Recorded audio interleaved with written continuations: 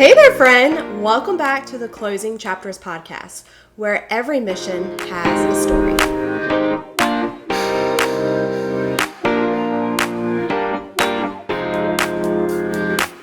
I know this isn't on our list, but can I just show you a house that I want to show you? Just call it Brittney's pick. And if we don't love it, then no big deal. But will you just appease me and go check out this house? And more than not, we are in the right direction at that point. Welcome back to Closing Chapters, everyone.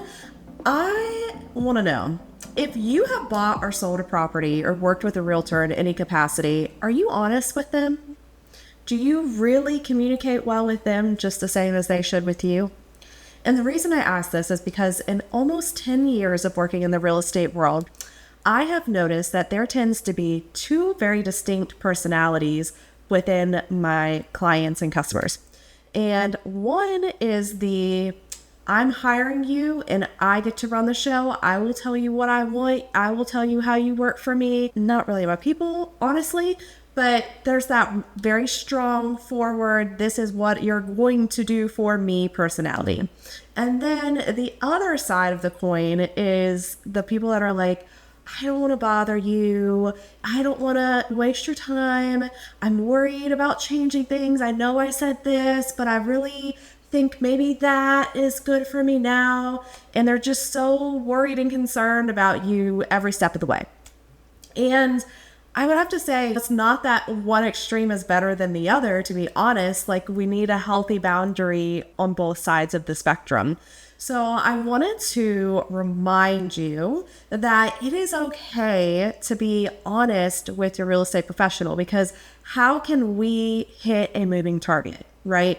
If you're not telling us the truth and not giving us the facts and the details that we need, then we're never going to get it right, or you're going to settle unnecessarily because you didn't direct us into what you are wanting. So one of the things that I often see when it comes to this is that we will start looking at properties and then something shifts. The location, what we want in a house, and sometimes people come in and they are dead set.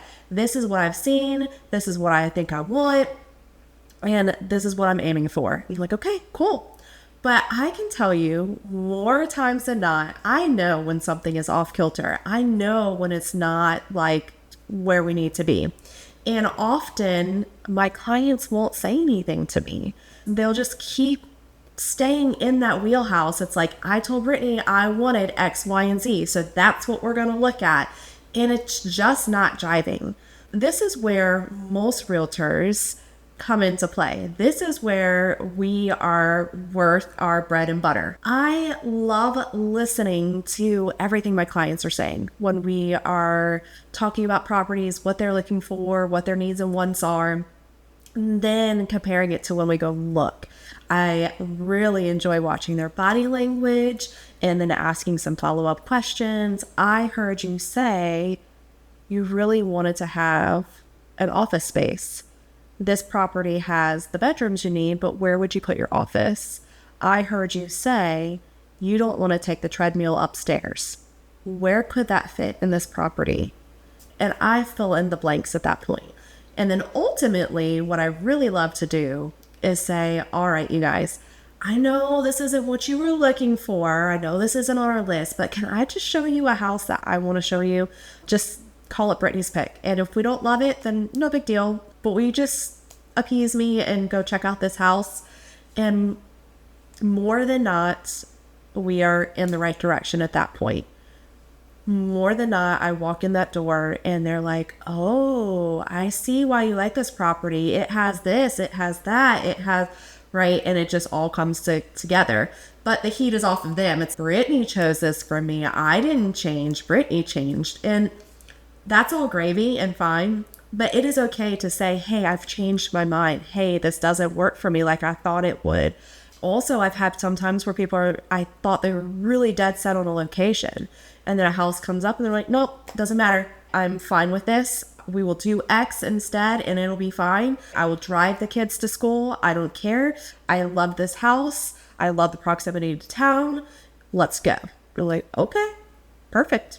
And sometimes, so much so that it really changes the whole dynamic of what you thought. I've had one client that kind of threw me for a loop, and it was because of the location of the house. It was on a main road, and they had two, ended up having a third little. I was really concerned about that for them. I was like, this is like a busy main through road. Are you sure you're okay with this? Because the kids are their world, and that's all we talked about was planning and making everything work for the kids. But this house was fantastic. It was a custom home that somebody had built to the nines, and then they had a job offer and left. It was supposed to be their retirement community, like their retirement, like forever home. And yeah, so it was just the house, and this is what we're doing, and we are good, we are secure. But we went back and forth. Do we go with this house or do we go with this location over here on this golf course? And finally they were like, no, the house is worth it. This house is perfect. We are right in the heart of town. I can get everywhere I need to go. And that's exactly what happened. Is I'll take the kids to school. I don't need to be by X, Y, and Z. I need to have a home that makes our family feel like we're home. So please, when you're working with your realtor, it's okay. It's okay to change your mind. It's okay to shift the bar a little bit, okay? Now, we can't be changing our mind every other day and going from one extreme to the other extreme, right? That gets a little tedious for sure. But don't sit in a corner quietly just accepting what is coming up on your searches or what we are looking at when you know inside that something has shifted or changed. And at that, it's never a bad thing just to compare, right? I've had plenty of people that have walked into a house and said, this is the house. Do I need to look at another house? I'm like, that's totally up to you. I always think it's a great idea just to compare at least one more, just to say, yeah, that one feels great. That's it. Let's go. And make sure that there's no ifs, ands, or buts about it. Because I don't believe in forcing hands. I don't want you to rush into a decision. I want it to feel good. I want you to feel confident and know, yes, I'm moving forward because this is where I want to be. So just to recap, be honest with your real estate professionals, right? Be honest about everything. Sellers and buyers alike, right? Sellers, don't hide things from your real estate professional. More than likely, we're going to find out. And if we find out later, there's a chance that I'm getting in trouble and you're getting in trouble. So don't do that. Don't do that. Be honest. Also, keep records of your stuff. When you're doing upgrades or you're changing things out, that's a beautiful thing to share and be able to tell somebody coming in, hey, I put in this brand new carpet a year ago, or we had the HVAC replaced on March of 2023. All of those details are very important whenever we're looking at the value of a home for other buyers and when we are selling it to an appraiser, right? So remember, good, bad, or ugly, we need to know the details. We need to know the details. And let me tell you another place this comes into play. With your lenders predominantly, but this is always a conversation that I have with my buyers, especially whenever we're first talking, is you have to be honest whenever you are giving information to the lenders. And I don't have to know that much about your history, about your life. They unfortunately do. And they're just checking a box. Let's be honest, right? Most underwriters, it's not even the lender, it's the underwriters behind the scenes. They have a checklist of what is required for each scenario. And when you come up as a red flag on something, then we just have to deep dive a little bit deeper. And so often, different things show up that they just need an explanation for. And I've had clients get very offended by that. And I'm here to remind you, they don't care. It's not that they have any personal connection to that question whatsoever. They're legitimately having to clear the way, check a box, and move forward. So the more you can give them up front, the better off we will all be. Some of the common things I see that come up are when there's differences on the taxes with children. So let's say that you have a child from a previous relationship, and maybe you guys swap who claims the child on taxes each year. I've seen that. Or maybe you're not claiming a child on taxes at all. However, you have like childcare expenses that are showing up every month in your bank account. That is a red flag to them. Why is there no kid on my taxes, but yet you're paying for a daycare a significant amount every single month that's going towards your debt to income ratio? So different things like that kind of come up all the time. Different last names. Like, are you the same person? What happened here? There's no explanation. You have a credit card in this name and that got written off, and then there's this credit card in this name that you're delinquent on. We all have past sometimes, and things can sneak in. I've had plenty of people that have had a past relationship where somebody tanked their credit, they maxed out cards, and then they had to close them out or do what they could. It's okay. It's okay that life happened. You just have to be able to explain the scenario and let us know that you've handled it and are moving forward. And when I say we, let us know, not necessarily me, the lender and underwriting. A lot of times I'm not privy to any of this going on unless it's brought to my attention. And when it's brought to my attention, it's usually my client saying, why is the lender asking me about this and this? It has nothing to do with buying a house.